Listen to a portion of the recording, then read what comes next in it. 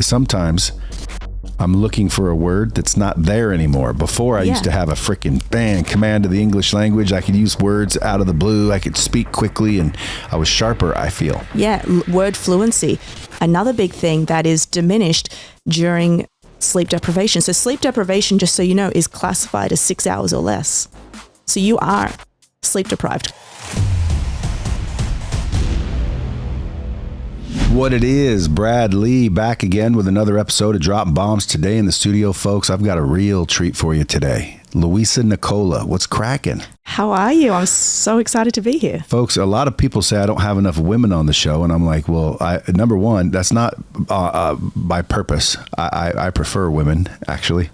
But I finally found one that wants to be on the show. So again, if there's women out there of note that have stories, that have bombs to drop, please reach out. I'd love to have as my guest, or as the Bomb Squad says, why don't you have more women? But Louisa Nicole, you're definitely a woman. Yes, born and raised. What's your pronouns? Do you play that game? No, I don't. Good. Folks, if you guys don't know who she is, you can follow her on Instagram at Louisa Nicola, just like it sounds, LouisaNicola. She is a neurophysiologist and human performance coach. She has a company called Neuro Athletics. She trains a lot of the top athletes how to think. Basically, you show them how to win mentally. Correct. And neurologically. And you went to school for 15 years. Many years. For Pete's sake. I know. For Pete's sake, really. Does that make you a doctor or no? Yeah. Are you a doctor? Yeah. A doctor in neuropsychology? What? Well, no. So more neurophysiology. So, this whole schooling was... I look back on it now and I'm thinking with all this AI, I actually posed a question recently saying, what is the future of academics with ChatGPT? Good question. It's very scary. What'd it say? Well, it's gone viral on Twitter because I spent 10, 15 years writing essays and peer review articles. And now people are just able to put this into an AI and just produce the results. I was messing with ChatGPT. I wrote, write me some sales copy and I explained my company. It wasn't that great. Yeah. I mean, it wasn't that great. Yeah. I think everybody's hyping it a little bit more than it needs to be.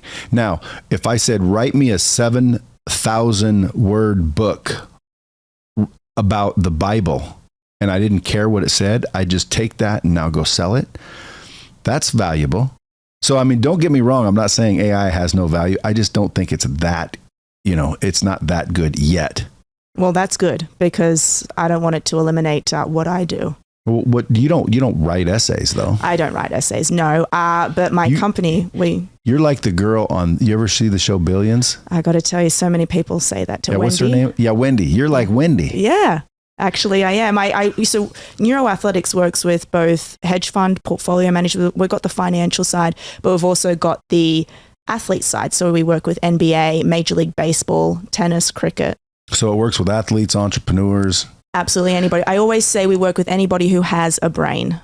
So we work from the neck up and we do everything from brain scans, we do lab tests, we find out DNA, we do blood tests, we find out everything we can about a human, and then we reverse engineer everything. We figure out where do you want to be in terms of, if you take an NBA player, a lot of them are saying to me, Louisa, I need 15 more points in a season because 15 more points may equal a $200 million pay rise the following season. So with sales professionals, it might be, I need to close $2-3 million a year in sales. So well, you're not a hypnotist. Absolutely not. No. So they're just telling you their dreams. They tell me their dreams. Yeah. And then how do you get those guys or women to change their mind, basically? Well, here's what my entire ethos is, and the premise of what we do is based around the fact that I truly believe you are the result of how well your brain is functioning. If you wake up, and we work in 3 domains: nutrition, sleep, and exercise. And you look at an NBA player, and I'm going to keep talking about that because, that's one of the fields I work in. They train, their entire lives are about performing the best. So they're sleeping good, they've got a nutritionist, and they're exercising. They're doing everything they can to perform well on the court. Now you take a sales Physically guy. perform, Of course, because that's their job. Yeah. Can we, I don't want to interrupt because people will kill me because they, like, I always do that to guests because I have questions as you talk. Like sleep. When you say sleep good, what does that mean? Sleep is the most underrated high performance tool that we have. You know, people think that they're sleeping well, but they're probably not. They're not maximizing. How do we know? Well, I use a ring or a strap that really Oura? monitors my sleep. Yeah, I wear an Oura ring. Okay, I wear one. Tell me what readings I'm looking for. Well, when you get up in the morning, do you look at your readings? Yes. And do you look at your deep sleep and your REM sleep? Yeah. I mean, I look at it all, but okay. I don't know what it means. Exactly. Usually I only get like an hour and some change of deep sleep. Yeah. Well, you should be getting more. Yeah, I'd have to look up my graph. I can look them up when we're done with this. Yeah, and that's my whole premise. People are buying these tools, but they don't really know what they're reading. So But it's not up to me. When you go to sleep, you're not sitting there going, I think I'm going to get a little less deep sleep tonight. It is up to you. How do you do it? You have to optimize for sleep. So we have 4 stages of sleep. The first stage is when we're falling asleep. Stage 2 is light sleep. So during stage 2, you can be easily woken. Stage 3 is deep sleep. And stage 4 is REM sleep. So the 2 most important stages is deep sleep and REM sleep. And they're the things that you'll see on your Oura ring. Now, many things happen during these 2 stages. Deep sleep, we secrete all of our hormones. Are you looking up your... I'm going to pull them up so I can follow along. Yeah. You can tell me your scores as well, and we can do a live analysis. It says no Oura ring yet. Again, new phone, so maybe it's like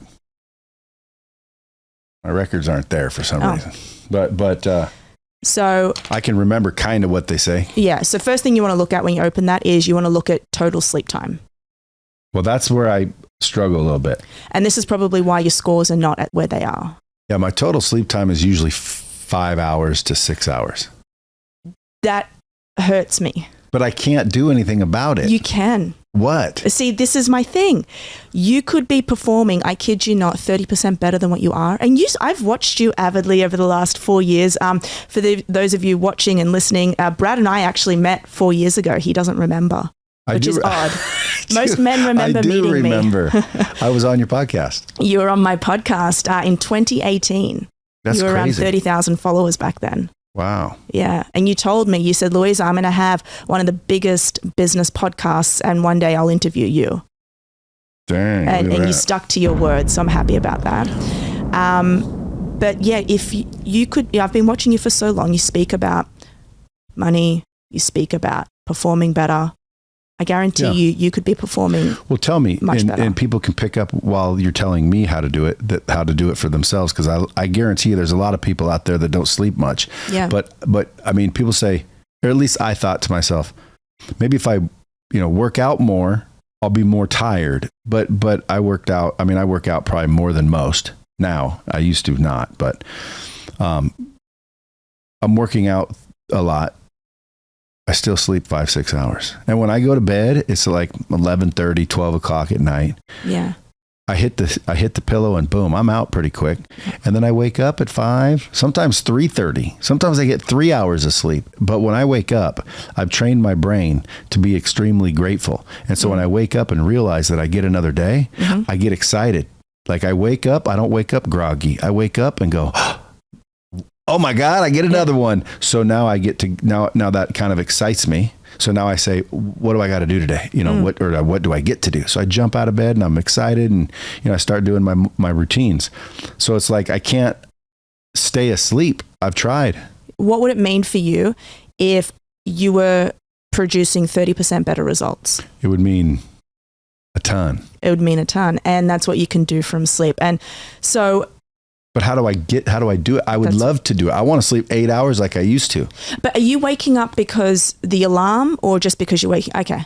So I don't set alarms. Okay. So first thing that we need to do is we need to get your sleep to around 8 hours. So that means going to bed at a reasonable time. And I usually say at Neuro Athletics, lights out is 10 p.m. Lights out? Yeah, that you need to be asleep by 10 p.m. That's crazy. My little kids aren't even asleep by 10 p.m. Well, you got to get them to sleep by 10 p.m. Your brain develops, especially as kids, through sleep. So let's go back to the stages. We spoke about deep sleep, and you're able to see deep sleep on your monitor. Deep sleep is where you produce all of your hormones. For you, it's most of your testosterone is produced during deep sleep. For women, it's estrogen. You also get growth hormones. So when you're at the gym, you're lifting weights, your muscles are breaking apart. They're going to be regenerating and repairing during deep sleep. So they're the two important things that happen. Another thing that happens is we activate this system called the lymphatic system. You've probably heard of the lymphatic system in your body, right? Mm-hmm. It's where it clears out a lot of the waste products. We have one in our brain, and it gets activated during deep sleep. And what that does is it removes all of the toxins and the debris that build up during the day. One of those toxins is called amyloid beta. When this molecule or this protein accumulates over time, this is one of the biomarkers of Alzheimer's disease. So that's scary. So we need to be flushing out our brain every night. It happens during deep sleep. The next part of it is REM sleep. It stands for rapid eye movement sleep. And this is where all of our memory consolidation happens. And in fact, there's a really important one for all the gentlemen out there. This is where emotional first aid is built. So if you wake up and you've got a short fuse and you think that you're going to be angry or say something that you shouldn't be, you're more prone to say that if you haven't had good sleep. So generally speaking, you need around 20% of your total sleep time in REM sleep. Interesting. Yeah, and you can see that on your Oura Ring. You can see percentage. Well, I haven't worn it in a month because it doesn't really mean anything to me, and nothing could change. And it's like I didn't have any control. Now I would wear it again if you told me some things to do, and then I'm like, oh look, it's working. Yeah. So I'll wear it again, but tell me what to do to get more deep sleep, to get more REM sleep. First thing is you need to eliminate alcohol. I don't drink. Oh, wonderful. So alcohol dramatically kicks you out of deep sleep and REM sleep. It's like a sedative. So it kicks you out of it. So that's not the problem. So you're not smoking, you're not drinking, you're not taking any drugs. Nothing. That's fantastic. Second thing is... Isn't that crazy? I love that. But I don't, in my field, that's normal. I mean, usually, I always either smoked cigars or chewed Nicorette or, drank alcohol. Because it's not like I don't drink. I just haven't for like a year. Actually, I have. I had the other night on my anniversary a glass of 1942 Over the Rocks. Okay. Sipped it, and I'm like, I don't even know why I did that. So now, in my mind, I ain't drinking at all. But on the norm, I'm not drinking. So no alcohol. Light exposure. You are getting light. I got windows all over my house. But even at night, when it's dark outside, you've got the lights on, obviously to see, because you're not going to sleep till around 11:30. True. So any form of light exposure signals to a little area in the brain that says, I'm awake. So it produces cortisol. That's our stress hormone, which is there to keep us awake. And essentially. So should we dim the lights at night? Dim the lights as much as you can. Some people like wearing these blue light blocking glasses. And now I'm, put a caveat on that. They are not the be all and end all. They may help you in some aspect, but dimming the lights is probably the best thing. Okay, we have dimmers on every light in the house. So basically at night, we want to lower it down to be almost like it starts to adjust the mind or the brain. Correct. Cool. Are you doing any mentally draining activities at night, or are you just watching TV? Depends. So are you emailing because I'm playing Call of Duty, I'm emailing, I'm doing it all. Is that a game? Call of Duty is a game, yeah. Okay. Is that a game that kids play? No, it's a game that, my kids play it and other kids play it, but it's an army game where you run around and shoot people. Okay. Well, that could cause some type of mental distress. But look, you don't want to be doing something that's mentally heavy at night because your brain is just going to be firing. You want to be really, really setting yourself up for a good sleep. So it sounds like if I increase my productivity by 30%, by decreasing my productivity by 50%, I'm still at a net loss of 20%. But why would you be decreasing? Well, you just said, don't be thinking about anything at night. Well, But shit, that's when I do a lot of my things. Is that making you money? Well, I don't always play Call of Duty, but my phone rings and I'm answering emails. Yeah. So like, I can't necessarily. Let's just keep going with this. Okay. So even if you sleep 2 hours earlier than what you are now, well, let's say 10 p.m. But I believe if I go to sleep at 10 p.m., I'll still stay awake till 11:30 or 12. I've tried it. It's like, I'll go to bed at 9 tonight. And I just lay there till about midnight. Okay. But this could be because your mind is not settled. And one of the two biggest complaints when people have sleep problems is I have trouble falling asleep or I have trouble staying asleep. You don't have trouble really staying asleep. It's more so falling asleep. I guarantee. So yeah, I mean, my 5-6 hours is solid. Yeah. I don't wake up for nothing. My wife's like, babe, you couldn't hear this, you couldn't hear that. Like, you may want to supplement with something called GABA. GABA. It stands for gamma aminobutyric acid. It's our chief inhibitory neurotransmitter. So it settles our mind down and it inhibits like our mind from activating per se. So this may settle you down and may be able to get you to sleep. Also, we have this neurotransmitter called dopamine. It's our motivation molecule. It gets released in response to when you've achieved a goal. And it basically sets us on a path to keep achieving goals. And there is a little area in the brain where it gets released from. You block that area if you have light exposure from the hours of 10 p.m. and 4 a.m. So if you're getting light in your eyes at around 11 p.m. at night, you're blocking the amount of dopamine that can be secreted. So this is why I'm saying you give yourself a head start by getting to bed before 11 p.m. So 9:30 is ideal. 9:30, I say get into bed because it might take you half an hour to fall asleep. So in terms of a nighttime supplement routine, and this is, you have to practice this with caution.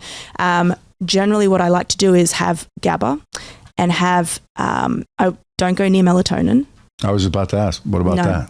Melatonin is a hormone. Now, it's a naturally secreting hormone. It already gets secreted in response to darkness. So when it's pitch black, your brain starts releasing melatonin. Isn't that weird how miraculous the body is? It's unbelievable. When you really understand the brain, this is why I do what I do. I know, but it's unbelievable. That's a good word for it. It's just so crazy how complicated and complex and ridiculously intelligent the brain is. Or the body, for that matter. Like, I cut my arm. Yeah. And my body, could be my brain, is sending platelets to heal that white bitch. Blood cells, yeah. And then it repairs itself. It heals itself. It's crazy. Yeah, our brain is designed evolutionarily just to make us survive. So evolutionarily, our brain isn't meant to survive past the age of 40 because it says reproduction's done. And the fact that we are now surviving past 40 and thriving, that's why we need to be looking after ourselves. And sleep is one of the best ways to thrive. Your brain is always in thrive mode or in damage control. Well, everything you've told me so far, we're still going. Dim light at night, I can do that. Like, I can control that. Stop thinking about work and shit. I can't do that.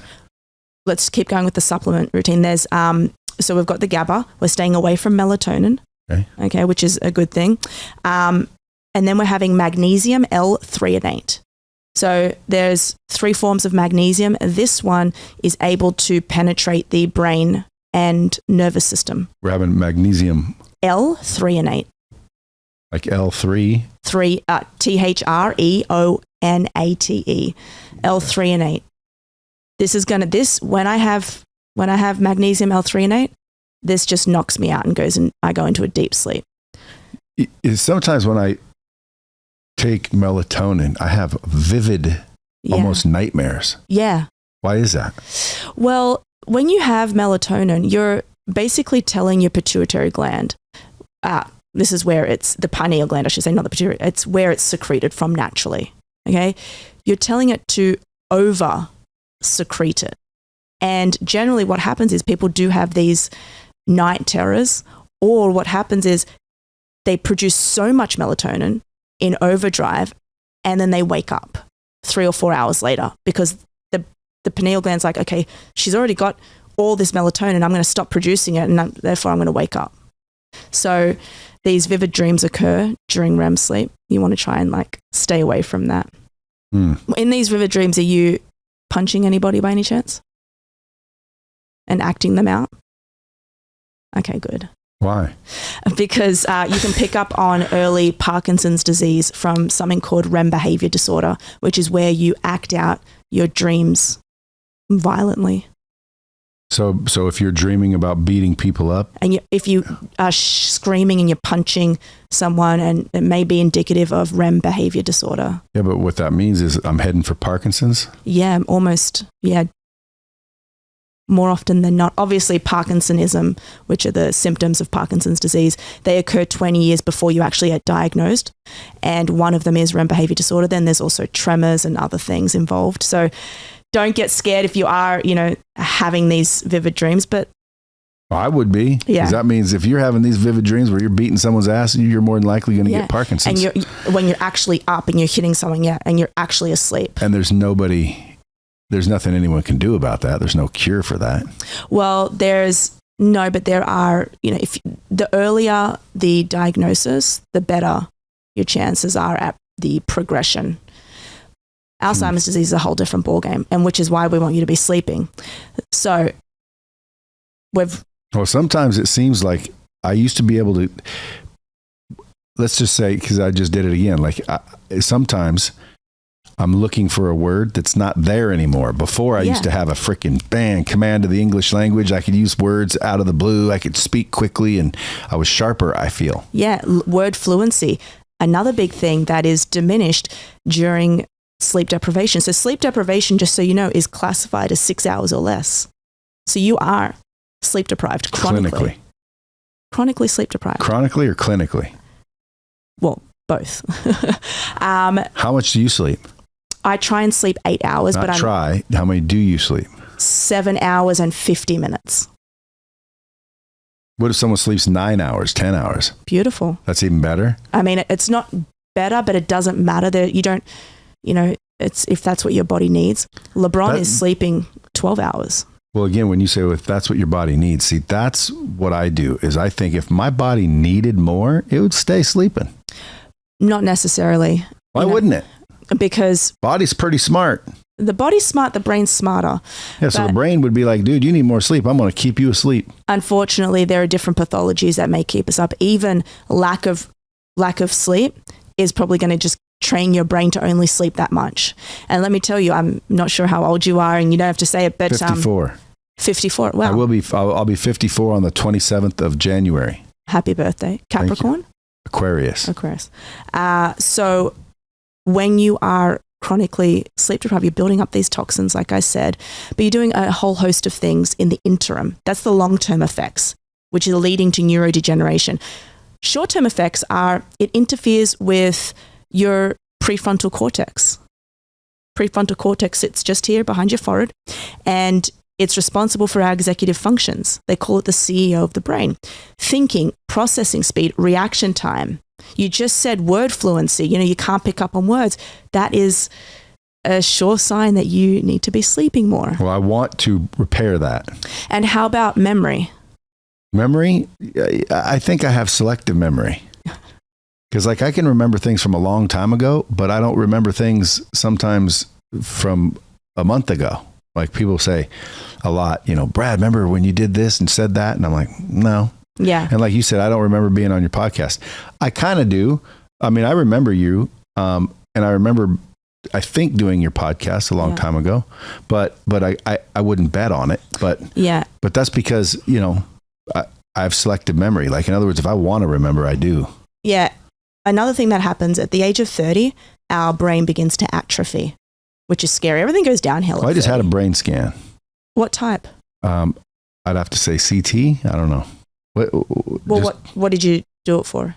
Well, I always do what we call an executive physical. Okay. I have an organization called Blind Spot Medical that does scans that most people normally don't do, just to see what's happening. Mm-hmm.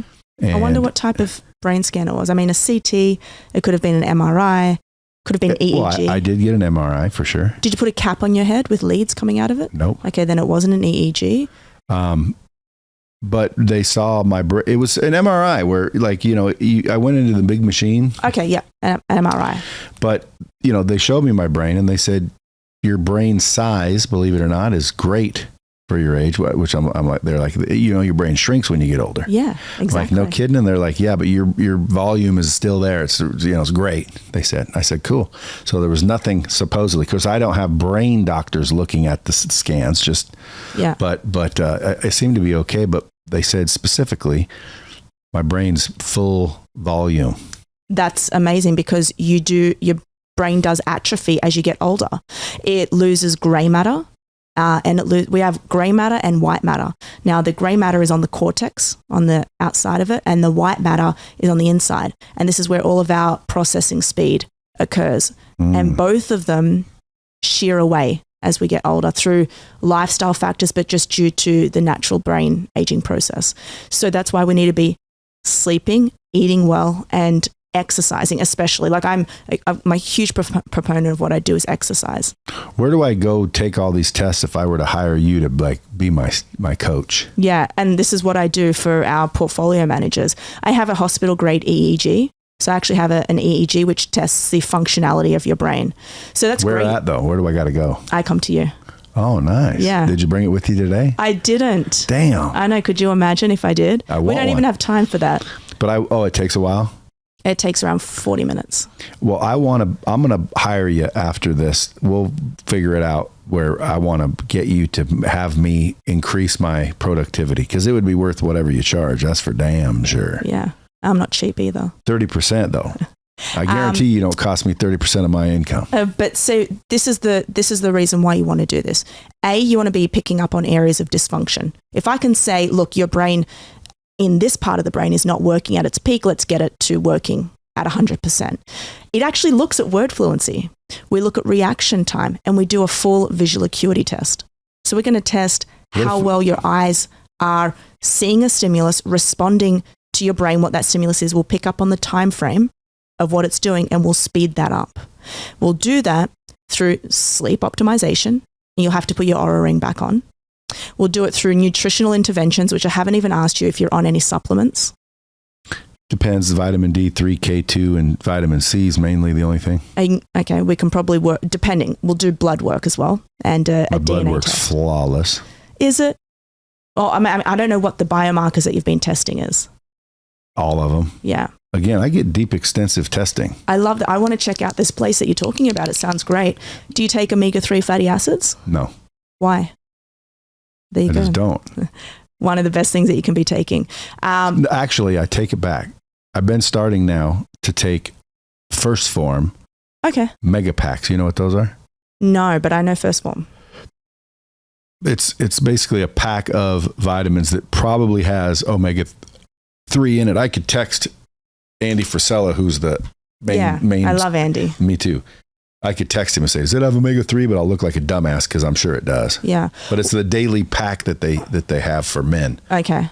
I'll look at the dosage. I don't take it every day. Should I? Yeah. You should be taking it every day. But I don't know what that is, but you should be taking omega-3 fatty acids. What about 3, 6, and 9? Yeah.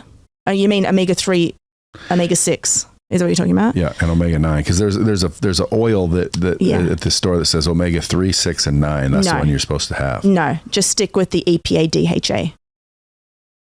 And so I'll tell you why. Your brain is made up of water and fat, and the fat component is DHA.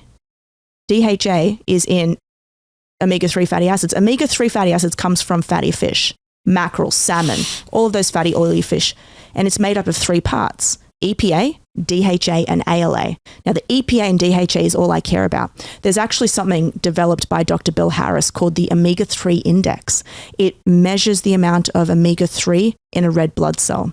So you can go and get this test done. You know, it's a specialized test, and it's wonderful because it gives you an index of like 0 to, I think it goes up to maybe 16. They now have a list of risk factors for all-cause mortality. Things such as smoking, obviously increases your risk of all-cause mortality. Having a low omega-3 index is a risk factor. Mm. Okay, so omega-3 index of, I think, around 7 or less is a risk factor for all-cause mortality. So you want to be increasing the amount of omega-3. I'm trying to get mine to about a 17. In the blood? Yeah, So if I text my doctor... Yeah, ask him, can I get an omega-3 index test? Well, did I do one? It would be my did question. You do one? Yeah. And then what's the reading? Yeah, and ask what it is. I can send you the information on like... Well, I have 3 doctors, so I'm going to group text them. Group test and say, did I do this? What's it called again? Omega-3 index. Test it. And if it's below 7, don't quote me on the number, but if it's below 7, that's a safe number. We need to ramp that up. And you can do that through 17 is good? Well, I would say so, yeah. So you know all the numbers. Yeah. Everyone's different. I like to take the test just because, like, to see if they're good. Yeah. And 9 times out of 10, they are. Yeah. Like, have you ever heard of Gary Brecka? Yes. Yeah, Gary will He's be on Cardone. He's on Cardone's team, isn't he? Is that his name? Yes. Yeah. Well, Cardone bought him. Bought his company. Oh, okay. But yeah, again, Grant just, promotes it and buys it, bought it. He Gary's the guy that knows it. He took my blood and said it's flawless. Some of the most magnificent blood he's seen in 15 years. What's your secret then? He said, keep doing whatever you're doing. I wasn't doing anything. I wasn't really dieting. I ate like shit and I drank and I smoked weed here and there. And there was all kinds of crap I was doing back then. So you're one of those gifted people. You know how I might be. So we've got around 25,000 genes in our human genome. Okay. And people are predisposed to certain things such as dementia, Alzheimer's disease, etc. And, we get them from mum and dad. We get an allele from mum, an allele from dad, and they're our genes. And people used to think that our genes are our destiny, but now we know that they're not. What's our destiny is our environment and how we treat it. But there are some people who are just genetically gifted. When I talk about this, people write to me and they say, well, what about this woman in Japan who smoked and she ended up living to 120? I'm like, okay, that's like a 1 in 7 billion chance. I'm not saying that that's you, but maybe you've got some great genes there. Maybe I do. But have you done a gene test, a genetic test? Yes, through Gary. Okay. And did it come up with any predispositions like the ApoE4 gene? No, but the motherfucker gene. You heard of that? Yeah. I got the motherfucker gene. You got that gene. I think a few guys, that you liaise with have that gene. Maybe Andy Frisella too. He probably does. Yeah. A lot of people have the motherfucker gene. And it's literally MTHFR or something like that. Oh, right? Okay. I thought you were actually talking about a different gene. Yeah, the MTHFR gene. Yeah, I don't know what it was, but Gary says if you have that, you can't process folic acid, and if you just do this, it makes a world of difference. Yeah. But anyway, he's coming this Wednesday, to be on the show again. I wonder if you've. He was a very popular guest. You're going to be too. Ask him what your homocysteine levels were. Yeah, because of that. Well, do you do all these tests? Me? Yeah. Yeah. So I'm just going to have you do them. We're going to do them again. Yeah, we'll do them again. And then Gary and I will get together and we'll talk about blood. it. Yeah. Yeah, you've got a lot of blood. Now, one thing that I'm looking at right now. Oh, and that's another thing they said. My blood was a little thick. Okay. He said I should bloodlet. And I'm like, and then I had another doctor say, oh, that's stupid. See, this is the problem with doctors. Yeah. They don't all agree. So who the hell is correct and who's full of shit? And and by the way, who taught you this shit? Well, somebody else that read some shit. So it's like, how do we know any of this is even legit? Yeah. Maybe 5 hours of sleep is good. Well, the general consensus, and when you actually do a peer-reviewed search on PubMed, you look at the most highest quality articles that have been produced. They say sleep is good. Sleep is, yeah. Well, I would love to have more sleep. I do very well on the sleep that I get. But what if you got an hour more? Would you still do very well? But you know what is funny is lately I've been noticing that during the day, sometimes I'll be at my desk and I'll think, let me check Instagram to answer, because I answer all my own DMs, believe it or not. People freak out like, dude, I can't believe this is you. It's like that. I'm not that. People think I'm like Brad Pitt. I'm like, dude, I'm Brad Lee, not Brad Pitt. Like, dude, I'm in my DMs. Yeah. So sometimes I'll just answer them. I answer them throughout the day, in the morning, at night. And the other day I was, and a couple of times I've caught myself now just nodding off to where I'm thinking, damn, I need to get some better sleep. Is that around 2 p.m.?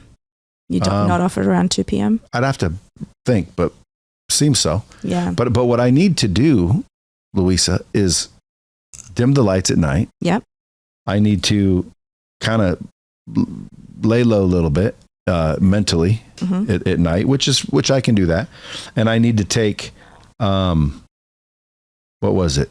The GABA. GABA, yep. And the magnesium L-threonate. And the magnesium L-threonate. Here's probably the biggest one for you, because you look like a built man. Are you a hot sleeper? No. Okay, well, that's good, because temperature control is one of the biggest things that kicks us out of sleep. So in order to fall asleep and stay asleep, our core body temperature needs to drop 2 degrees. Now, you can do this by adjusting the air conditioning in your room. To where it's low? To where it's low and cold, but that's ambient. Mine's at 71. You can bring it down to maybe 69, but that's ambient temperature. So I have all of my athletes, and by the way, when I say athletes, I'm talking everyone. I treat everyone like an athlete. I have them on a temperature controlled mattress. So if I hire you and you're my doc, now I'm an athlete too? You're an athlete. Of course you are. Sweet. You treat your body like an athlete. By the looks of it, you're training. That's what I've been wanting to say. So you train, your weight training. Well, thank you. It's starting to show? Yeah. Yeah, no, I do. I have been for a while. I'm struggling to find a good gym in Vegas, if you can suggest one. The best gym in Vegas, I mean, for fitness, for like serious fitness, is called Dragon's Lair. Isn't that where Hormozy goes? Yes, it is. Okay. And it's also, Flex Lewis owns it. Okay. I'm going to head there today. And it's like his private facilities that he opened to the public. And it's got the best equipment, the best of everything. I can't wait to go there today. So it's right over there. It's on it's here? Like Blue Diamond and 95. Yeah, when you say that means nothing to me. I've never been off the strip. It's maybe 10 minutes from here. Okay. So here's the thing. A lot of my guys in the finance space are not working out the way that you are. And it's my hardest to convince them. A lot of them are knocking off, when the market closes at 4, they're at the pub at 4:30, and I'm trying to get them out of that culture and get them into the gym, but they're mentally fried by around 4:35. They can't do it. They'll have also got wives, kids, and they just want to get home so then they can wake up at like 4 a.m. again. So getting them to the gym is imperative, because we know that to have a well-performing brain, you need to be doing strength, but you also need to be doing aerobic. You need to be doing something that I call Neuro Athletics training. And that is more so the neurocognitive training, which, like I said, if you hire me, we'll do a session together and I will show you how well your brain's performing during that session. Is there any direct ways, other than what you've already said, so succinctly wrap up sleep section? Because I want to get to nutrition and exercise, and people are going to be like, dude, you talked about sleep the whole time. Yeah. Well, that's because I'm curious. What about blackout curtains? You need to have a pitch black room. If you have blackout curtains. Well, does that help? It helps. Because I don't want to spend all that freaking time and money blacking out my damn room, and then it doesn't help. You need a completely pitch black room. Any form of light that you are exposed to will signal to your brain that you're awake. Secondly, if you want to sleep with a sleep mask on, a lot of ladies don't want to. No, I'm not doing that shit. You may want to. No, pass. Man, I'm not doing it because it's lame. It's not. I'm not going to freaking wake up. Excuse me. What? Yes. What's that? I hear something. You'd be surprised. I sit up and I'm like, what's that? Like, you'd be surprised. No, I'm too manly for that, I guess.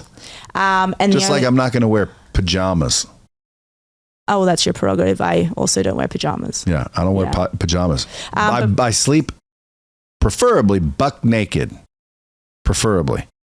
Sometimes my, boxers have to do. My what do you call them? Athletic briefs? I don't know what you call the boxer underwear, but they're not loose boxers like the boxers that get twisted. It's like, they're like athletes boxers. What are they called? Athletic briefs? I don't know. Anyway, I wear those or buck naked. I don't wear pajamas, no pants, no shorts, no t-shirt, no hoodies. Yeah. My wife sometimes goes to sleep freaking in a hoodie for some reason.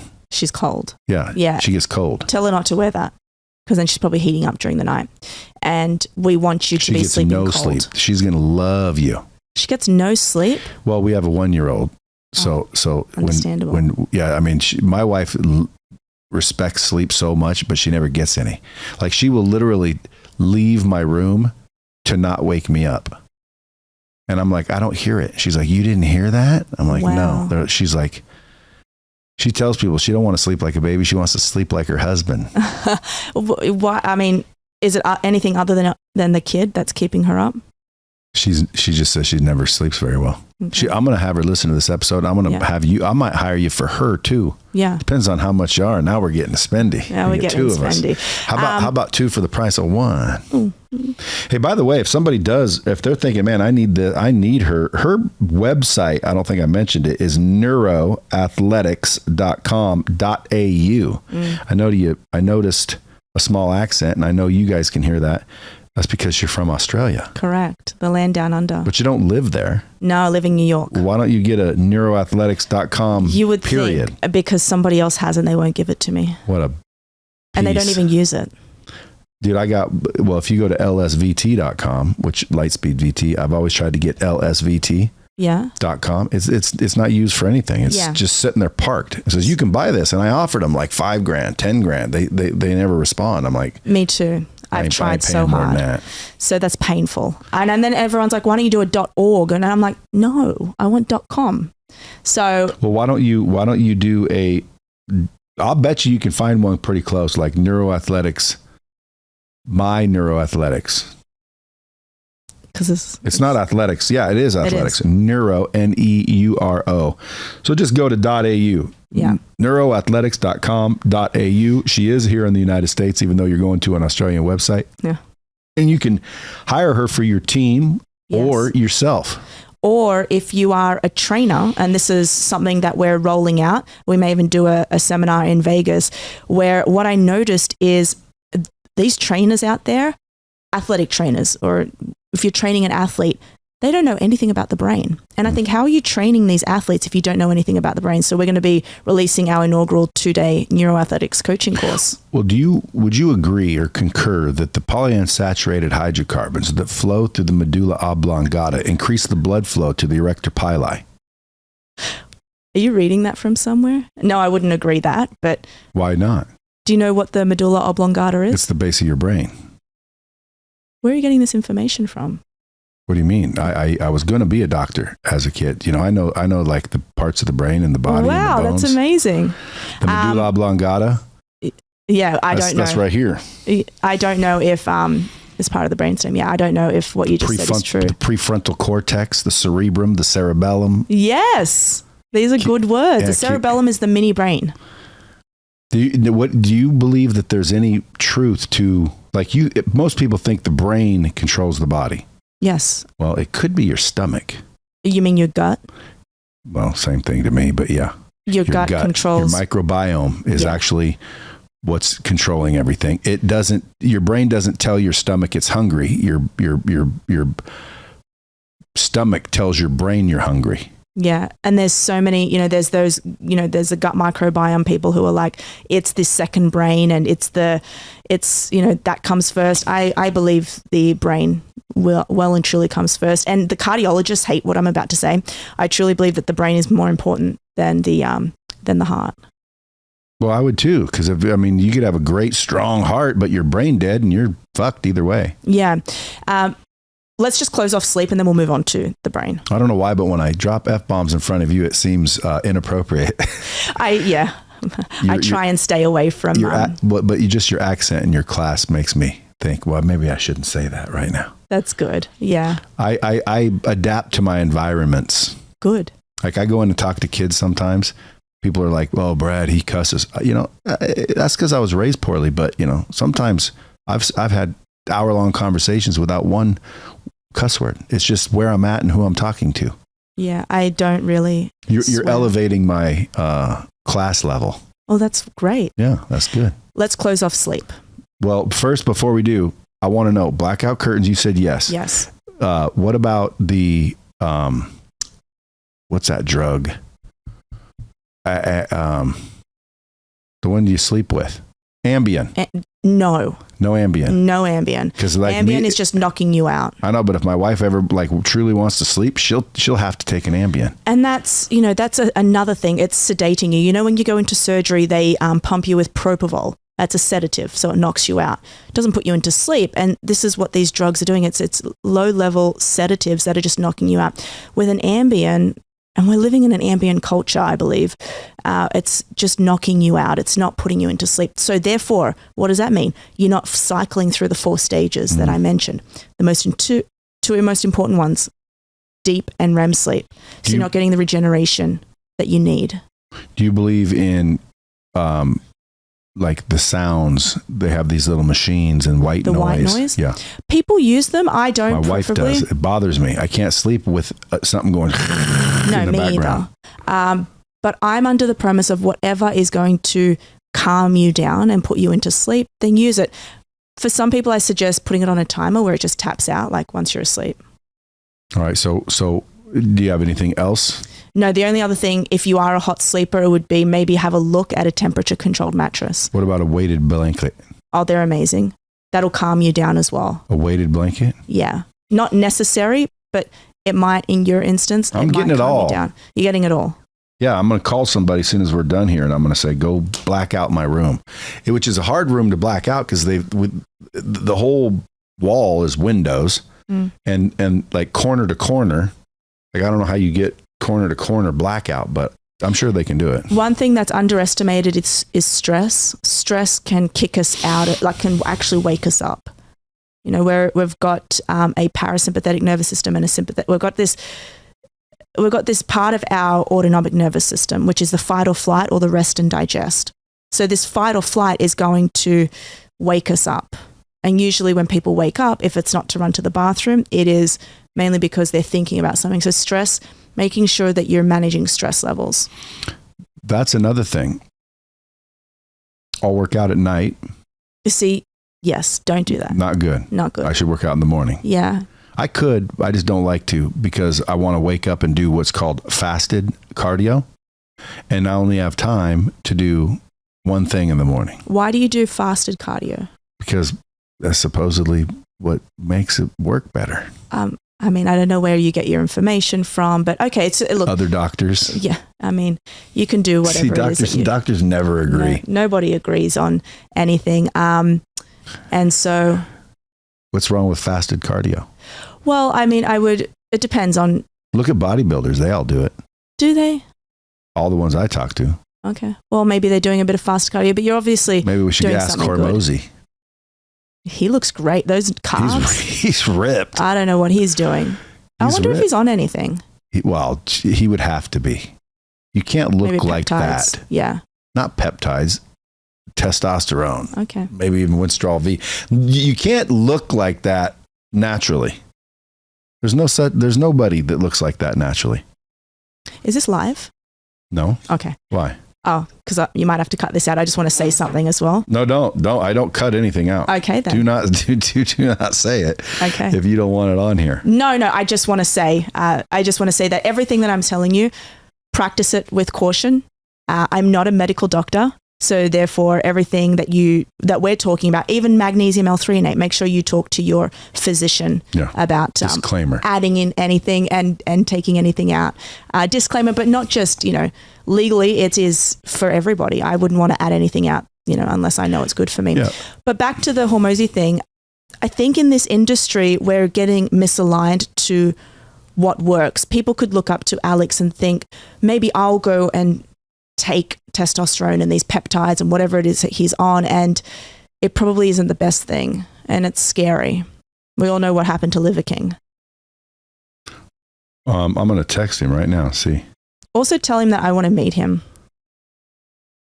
Do you believe in, oh damn it, fasted cardio? Now, see, Alex is, number one, a smart son of a bitch. He's extremely intelligent. Yeah, and like he will probably say it doesn't matter. Why? Because he's like, it doesn't matter.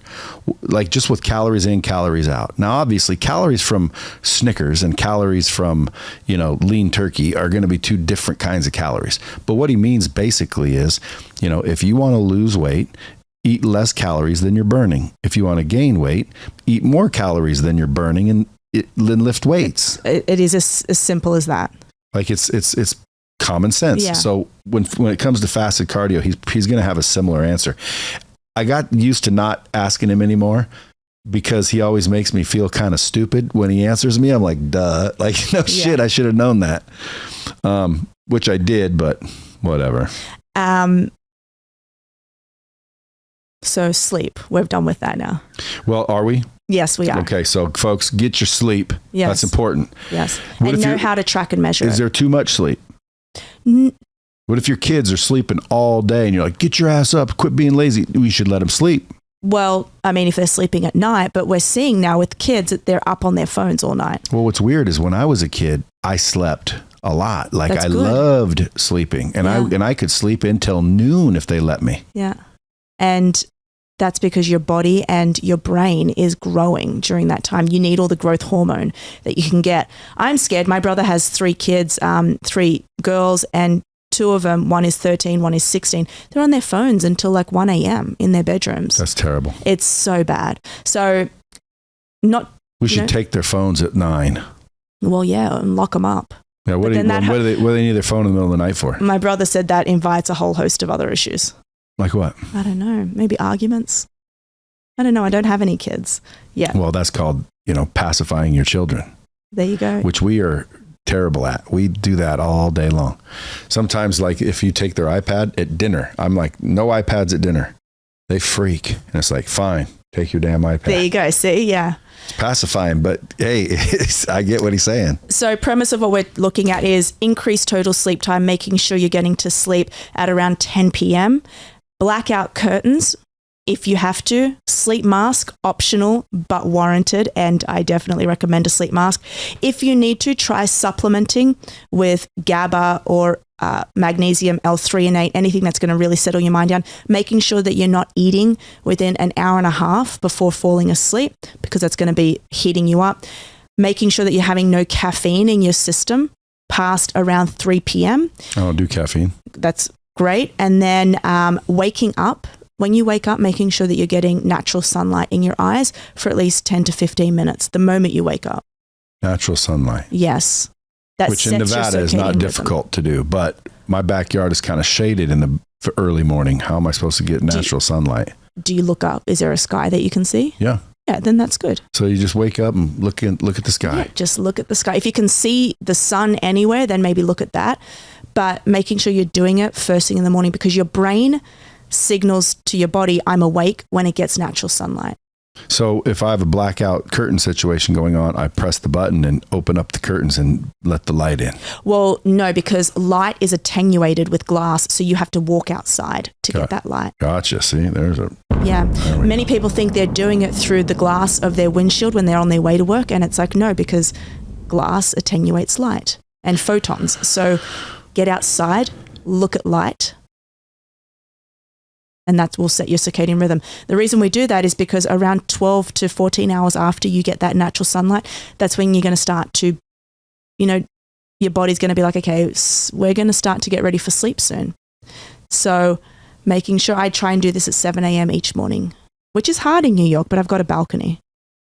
Now, nutrition and exercise were the other 2 segments. Now, exercise, how does that affect the brain? So exercise is incredible. We've got aerobic exercise and we've got resistance training. Now, when we do aerobic exercise, which is cardio. Get your heart pumping. Which is fantastic. So the brain is the most vascular rich organ in the body. It has the most amount of blood vessels and arteries. In fact, if you were to pull out all the arteries in the brain, it can span 400 miles. Damn.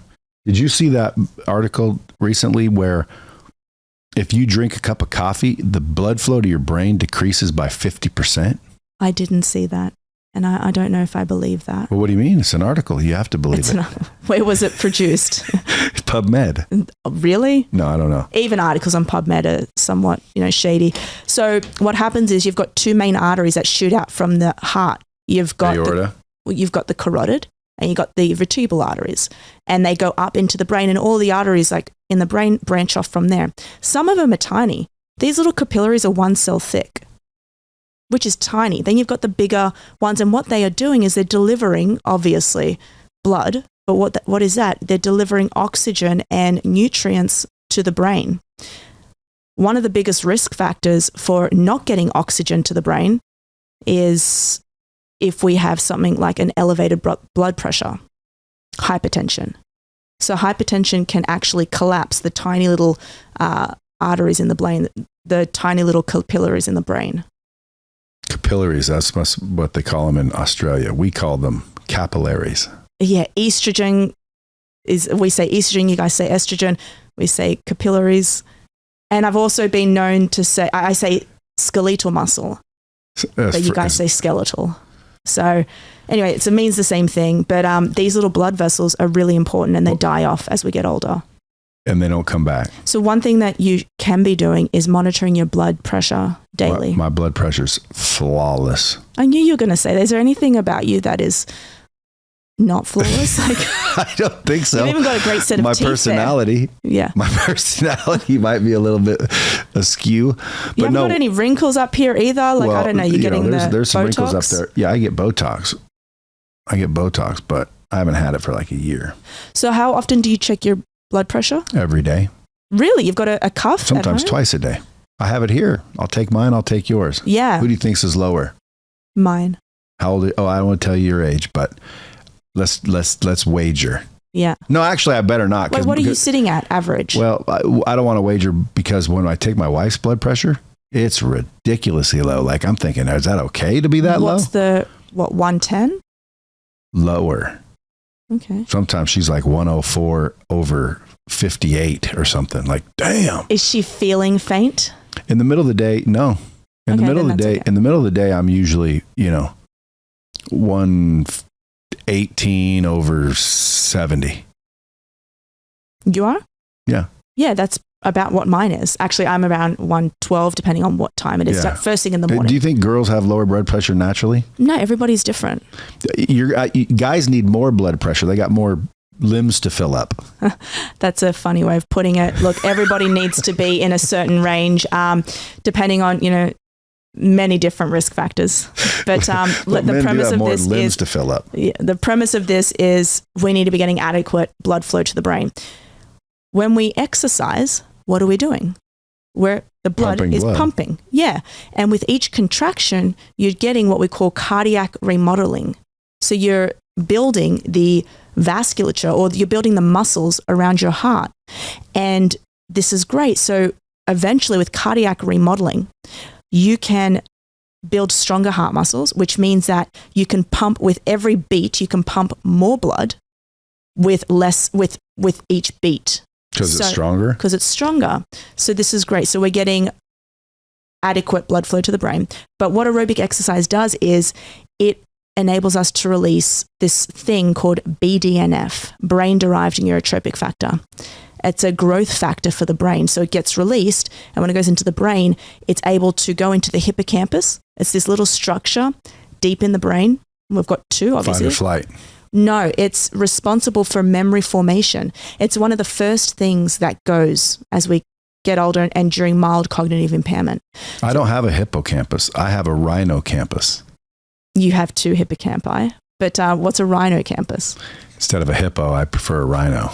Okay. The hippocampus is like a seahorse-shaped structure, and you can actually grow new neurons in that area through exercise, specifically through aerobic physical activity. So cardio is good. Cardio is wonderful, especially if you're doing it at around 60 to 65% of your maximum heart rate, which is quite easy. Yeah, I mean, my heart rate gets to about 120, 125. I don't do the high intensity where I'm, dying. Well, that, at least 15 minutes a week, if you want to get into that high intensity where you feel like you're dying, it's also good too, because you're increasing your VO2 max. So that's aerobic activity. Then you've got resistance training or weight training. which far outweighs, in my opinion, aerobic activity, because when we're doing resistance training, our skeletal muscle releases these little molecules called myokines. Myokine is a muscle-based protein. We've got around 611 myokines. When they get released during resistance training, they go into the bloodstream, they travel up to your brain, and they can have an effect on the structure of the brain, and they can have an effect on the functionality of your brain. So it can help with your executive functions, thinking, reaction time, attention, focus. Focus is one of the first things to go as we get older. So your ability to remain focused on a task is really important. 100%. So how often do you train weights? 5 to 6 days a week. That's wonderful. And, the premise is to get the release of these myokines, which, by the way, you can't really get them anywhere else. You have to be doing it, like irisin, which is one of the sexiest myokines. It's my favorite one. When it's released from the skeletal muscle, it acts as a messenger. So a messenger molecule. So it comes out into the blood, travels up to the brain, crosses a blood-brain barrier, and it knocks on the walls, I like to say, in a messenger. It's like, hey guys, we need to grow. We need to grow new neurons. We need to adapt. We need to think better. So just think of it like that. But to get the release, you have to be working or pushing around 70% of your 1 repetition max.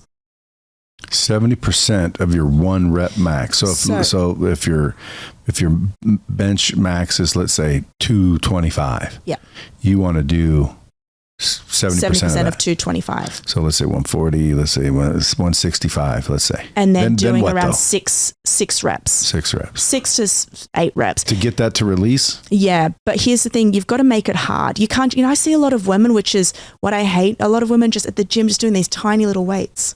Tiny. It's like, it's not doing anything. And women are scared of the weights room. They're scared they're going to get bulky. They're scared they're going to look like you. Am I bulky? It's really hard to do. Do you think I look bulky? No, but you put a female head on that body, it might look different. Yeah. Yeah. So women are afraid they're going to look like you. Then we would need pronouns. And that's that. My pronouns are pay me.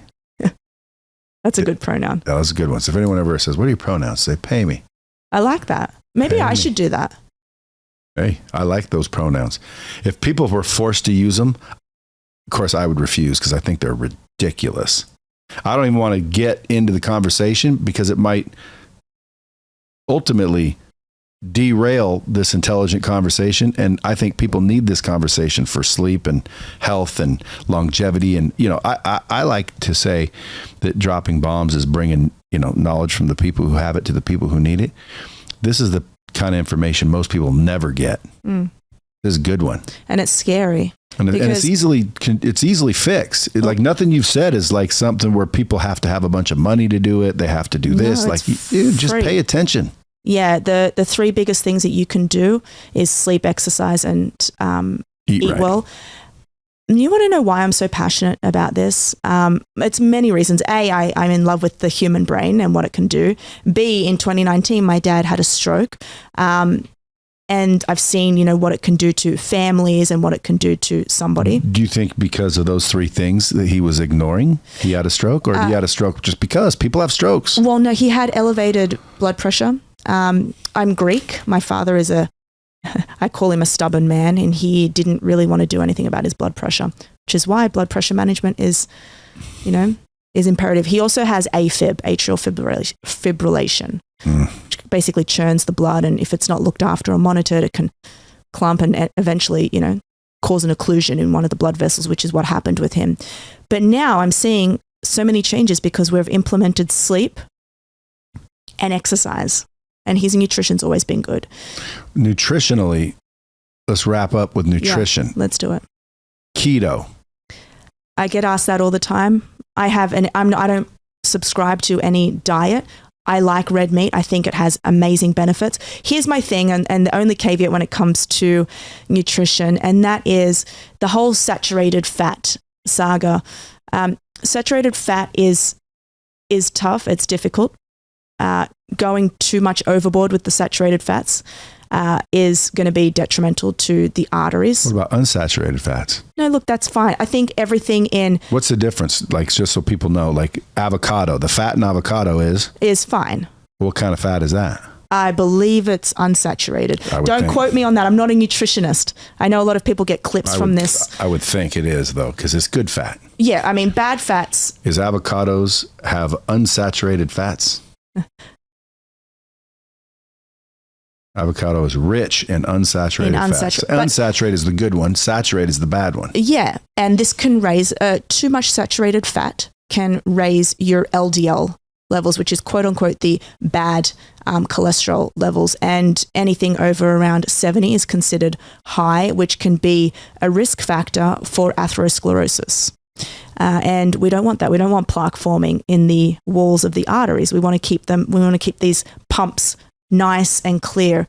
I would point out a lot of people think that cholesterol, like there's dietary cholesterol, which is what you get maybe from eggs and meat. Dietary cholesterol and blood cholesterol are two different things, but you just want to maintain a healthy diet. So let's talk about what not to have. We know we want to eliminate alcohol. Altogether? Refined sugar. Glass of wine as well. Refined sugar, just the things that are bad. And when it comes to, if you are eating red meat, I eat red meat, but I don't go overboard. I don't eat a steak every single day. I do, 2 usually. You eat 2 steaks a day? Is he just lying? Is he just saying this stuff? No. Wow. I was going to get your recommendation on a steakhouse actually here in Vegas. Well, we have several good ones. I'll give you some. But getting too far into... I really do eat a couple steaks a day. And the reason why is because, mainly Hormozy educated me one time about how to do it. And he said, basically, a pound of meat is, a pound of meat is 1,000 calories. And it's, X amount of grams of protein, because you need a certain amount of protein. The rest you can fill up whatever you want. That's how he says the never skip dessert and always have desserts and da-da-da-da-da. Yeah, and I've been out to dinner with him, and he does actually eat the dessert. I've seen, maybe not all of it, but he really does eat dessert, and he still looks ripped. And he said, it doesn't matter. He says, I eat basically my protein, and then the rest I fill in with whatever I want. Yeah. I'd love to do his bloods. Well, I've never seen any old bodybuilders. Have you? Old? Yeah, there is a category. Yeah, but an old bodybuilder. Like the only one I know of that's old that was a bodybuilder is Arnold. There's there was a woman that was wonderful. She was in her 80s and she was a bodybuilder. And she looks usually incredible. Though bodybuilders, the big ones. I'm talking about the big ones. The huge ones. They don't last very long. No. And why is that, do you think? I think it's their heart. It's not their brain. It could be a number of things, but with Hormozy, it'd be great to do his bloods and see where, what his LDL is. Also taking into consideration if he is taking anything, that you'd have to take that into consideration too. But look, general premise, the brain loves variety. The brain, one of the biggest studies done was the MIND diet. Just adjusting for diet alone can reduce your risk of Alzheimer's disease by 53%. What does that mean, adjusting for diet? So if you are, if you only fix up diet, let's just say you have a terrible diet, but you fix it up and you go on a brain healthy diet, which is generally the MIND diet, okay? And the MIND diet is like the Mediterranean DASH diet. So you're having a lot of green leafy vegetables. You're having moderate amount of fish. You're having grains and just a little bit of meat. And olive oil. This is like the best diet you can do for your brain. Just adjusting for that and getting off the refined sugars, off the processed carbohydrates, getting onto this diet can reduce your risk of Alzheimer's disease by 53%. So we know that nutrition is imperative. One thing that I want to point out there as well is hydration. Making sure you're hydrating. That's a big one. Yeah, but with both electrolytes and with water. So what about water with electrolytes? Yeah. I mean, like you've got to be drinking electrolytes as well. Because, sometimes we do, what's it called? It's like for babies. Pedialyte. Okay. I mean, I don't know what the sugar content is on there. There's much better forms like Element. Sugar-free Pedialyte. Okay. Yeah. As long as you're getting in those electrolytes, if you sweat especially, when you sweat, I'm not a sweater. When you sweat, you're not sweating out just water. You're sweating out selenium, potassium, sodium, so many different electrolytes. You need to be replacing it. One thing I think you should be doing, which you're probably going to say I do that already, is cold water immersion. I don't, but someone's sending me what's called a cold plunge. A cold plunge, yeah. I know the Someone guys just sent me a red light. Sauna? No, red lights, you know. Oh, like a panel? Yeah, that's fantastic. So I'm going to start doing red light therapy. Yeah. But this... Can you imagine if that's the secret of the world? Red lights? Think it is. I don't think it can be, but I mean... It's also known as photobiomodulation, and there's a lot of promising research that's being done. I think it's in the early stages. We need to just keep pushing the needle forward. But, oh my God, cold water immersion. Really? Yeah. That's good for your brain? Oh, it's incredible for your brain and your nervous system, and you get a release. Why. Well, you get a massive... When you get into cold water, your body releases these things called cold shock proteins, and this signals to different areas in the body and the brain. But one thing that it does is, one of the most robust effects of getting into cold water is you get a massive release of norepinephrine, which is a neurotransmitter that is involved in vigilance. So this is why when people get in the water, they're like, oh, they feel switched on, they're excited. It has an effect on different areas of the brain through this pathway called the RBM3 pathway. We don't need to go into it, but it does amazing things. So I think cold, it's incredible. Just making sure that you're staying away from cold within 3 hours of working out. It can also reduce inflammation, which is good. Again, I'm supposed to do a cold plunge in the morning, but I'm supposed to work out in the morning. So I can't spend my whole day in fitness. You mean in health? But health. These things you're only getting in the water for 3 minutes. Yeah, but I know, but you can't work out for 3 hours after that? No. So you can do that and then maybe work out 2 hours after that. But I don't have 2 hours. See, when I wake up in the morning, it's usually 5:30.